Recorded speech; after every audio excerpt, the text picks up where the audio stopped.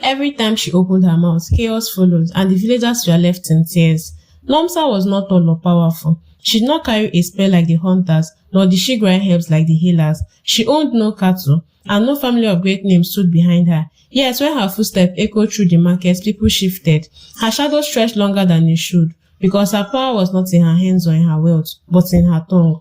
Her mouth never seemed to rest. From sunrise when the rooster crowed until night when the cricket sang, Nomsa's sweat flew like a river with no end. She spoke quickly, she spoke often, and every word she carried was heavy with poison. Where others carried baskets of yam, beans, or maize, she carried secrets. Where others spilled water, she spilled stories. The villagers soon learned that nothing hidden stayed hidden once Nomsa's ear had caught it. A whispered quarrel between a husband and a wife became a tale shouted across courtyards. A small mistake by a farmer became a mark of shame repeated at the market.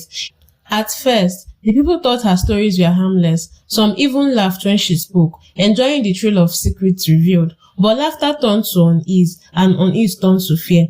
Friends who once shared calabash of palm wine no longer looked at each other with love. Sisters who had braided each other's hair now pulled away in suspicion. Even brothers who had hunted together began to quarrel over nothing more than a story Nomsa carried. The markets became her hunting ground. When others came with baskets filled with food, she came with her eyes sharp, her ears open, her heart hungry. She bought little, but she always left with more than everyone else. Not maize, not fish, not beans, but words. She gathered them like treasure, polished them with her tongue, and poured them back into the ears of people like poison in a stream.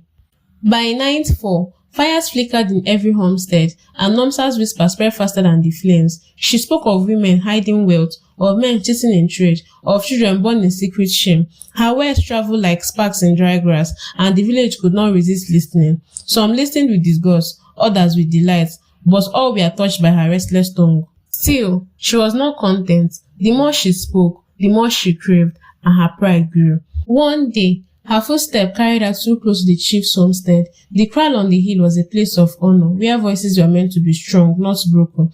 But Nomsa's ears pressed against the fence, hungry for scraps of sound. She caught whispers of secrets meant to stay hidden within strong walls.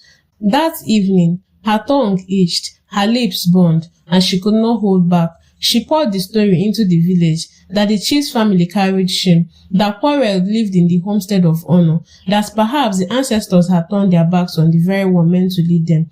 The word spread like wildfire. Farmers bent over their hoes and whispered. Children sang her words in their games. Women covered their mouths as they fetched water, and men muttered as they shared meat at the fireside. Respect for the chief began to crack. The chief's wives avoided the market. His sons walked with lowered heads. His servants moved quickly, ashamed. The homestead on the hill, once strong, now trembled with whispers. The elders gathered under the great fig tree, their faces lined with worry. They knew the sickness that plagued the land was not of the body but of the heart. They called the diviner who cast his bones upon the earth. The shells clattered, the bones settled, and his eye grew dark with knowledge. He spoke with a voice heavy as stone. Nomsa's tongue was cursed, he said.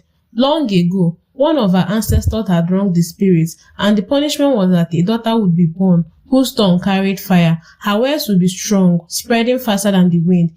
If she did not learn silence, her fire would one day burn the entire village. The people trembled. Some wished to confront her, but most were afraid. For if she carried such a curse, that might happen to anyone who stood against her. But Nomsa did not change. Her tongue grew sharper. She accused the hunter of stealing meat, the farmer of mixing rotten grain, the healer of giving weak medicine. She whispered that children belonged to other fathers, that wives were unfaithful, that men were liars. Her words were like stone, and each stone broke another bond.